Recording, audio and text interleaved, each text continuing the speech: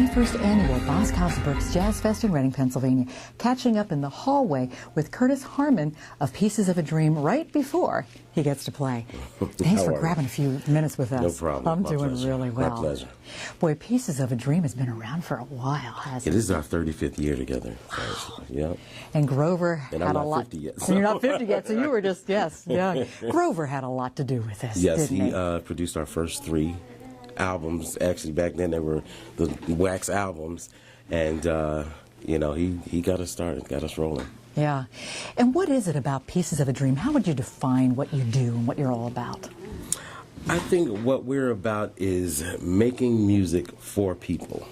Okay, we like to make music that people can groove to and that people can dance to and that they like. Even though, you know, we're classified as quote unquote smooth jazz, we like to, you know, we like for people to dance to our stuff, to want to dance to our stuff, you know, and we like to put out stuff that makes you move. And I know that's true because I know when I hear you guys, that's what I want to do. I want to. It's hard to stay seated, you know, when you guys are up there doing your thing. We like to actually put out music for every mood too. You know, we've got songs that people would consider, you know, love grooves and, you know, all kinds of stuff. So yeah. You also have a new band on the horizon, right? Yes, yes. Benny Sims, who's a very prominent Reading bass player.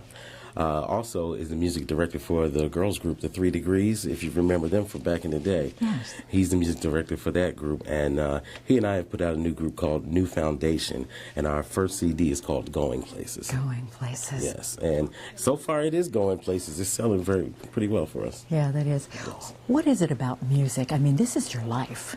What does it do for you, and what do you want us to get out of it? I think it was actually inevitable for me. I'm a third-generation musician. My grandfather was a music professor at Temple University, and my father is also a jazz vibist, and so it was pretty much in the cards for me. As far as what I get out of it is the satisfaction of creating, because I'm a writer and producer, you know, and a drummer, but I love writing and producing also, and that's, you know, I pretty much become pretty fluent in it, you know, in doing it. So, you know, I'm just hoping that everybody else likes my product. Yeah. That's all. Well, how young were you when you decided, or you kind of thought, you know, I'd really like to get into music? Actually, I was 8 years old. Oh, wow. Yeah. Okay. So that's why I say it was pretty much in the cards. So how did you get introduced to the drums?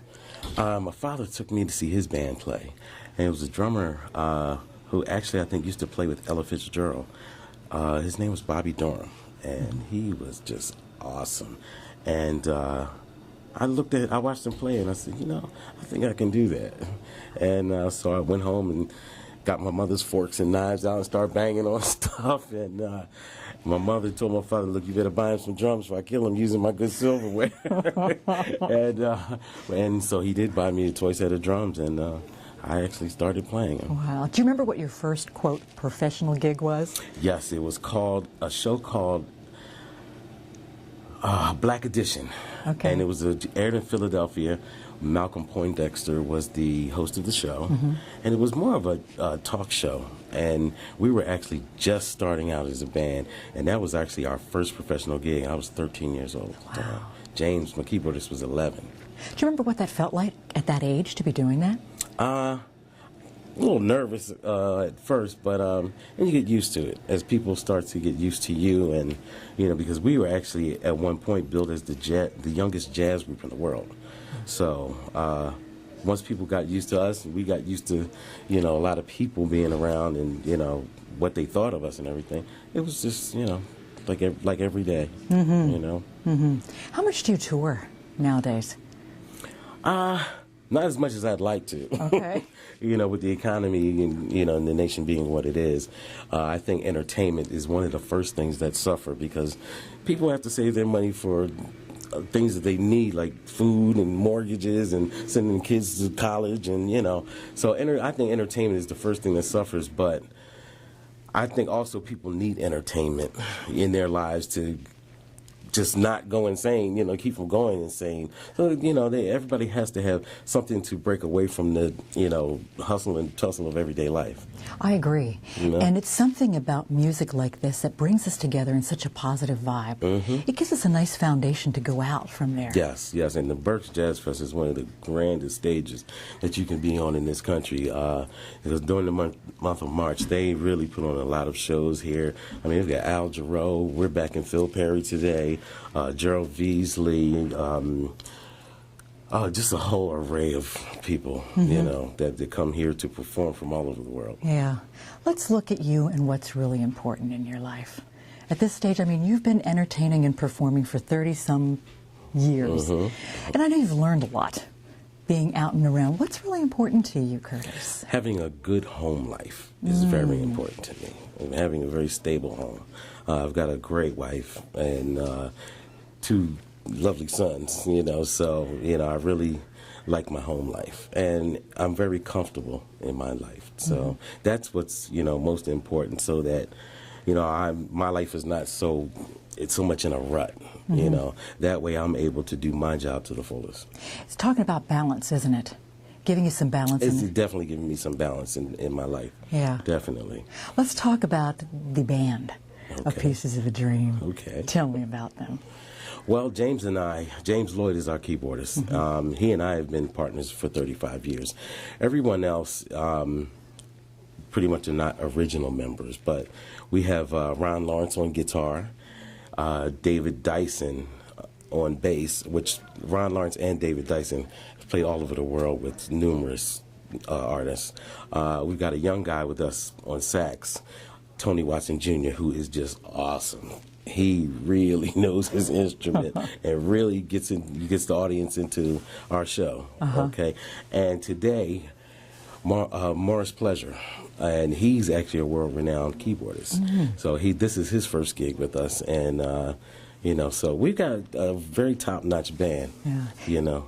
How did you and James meet? Because you've got this long history together. We met in middle school, actually, junior high school. Really? Yeah, we were both part of the junior high school jazz band. All right, and there was an immediate connection? Well, no, we kind of broke off with our original bassist, Cedric Napoleon, to do a talent show. And even though we only took 3rd place in the talent show, after the talent show, we actually stayed together, and my father took an interest in us and started getting us gigs around the Philadelphia area, and it kind of grew from there. And then we met Grover, and everything just exploded. Everything just exploded. Yes. What is it about this format and this type of music that you think brings in so many different types of people?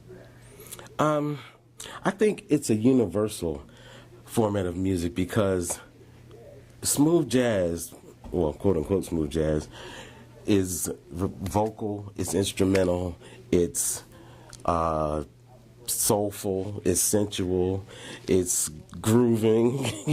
There's just so many different facets of this music that it's something in it for everyone. Yeah. Everyone. It really is. All ages, too. Yes, all ages, too. And it does kind of bridge, doesn't it? Yeah, it does. Yeah. It does. It bridges a lot of gaps, for sure. What are you thinking when you're on stage and you're playing and performing? Don't mess up. I don't know. A lot of things go through my mind. Mostly about what I'm doing at the time. Okay. How do I make this particular song the best I can make it? How do I make it sound the best it can sound, along with the other members on stage? Okay. Basically, that's it. And there's a great connection with the audience too, isn't it? Yes. What is it? Yeah. So what does it feel like? When you're communicating with them like this? Well, it feels like we're all one at that point. We're all grooving to one vibe, and everybody's on the same page. Yeah. And that's what music does. It connects us. It's a good vibe, and it's a good groove. That's what we're here for. Yeah. That's why we're here. Yeah. Well, we're going to check out your websites, find out more about Pieces of a Dream and your new band, which is New Foundation. Right. Well, you're going to be even busier, so you are going to be on the road even more. New Foundation's turned into a 9-to-5 job for me during the week. Wow. So, trying to get our album really off, our new CD right off the ground and everything, from beginning to end. So. Yep. I've still got a lot of work to do with that band, but it's coming along. We're actually selling downloads over in Paris and Denmark and Norway, and people around the country. We started selling overseas more than in the United States at first. Now it's pretty much kind of evened out, but we're selling some records. Great. Well, I can't wait to check out Pieces of a Dream and New Foundation. All right, now. Thanks so much for taking time today, and can't wait to hear you on My stage. pleasure. We're coming to you from the 21st Annual Berks Jazz Fest in Reading, Pennsylvania.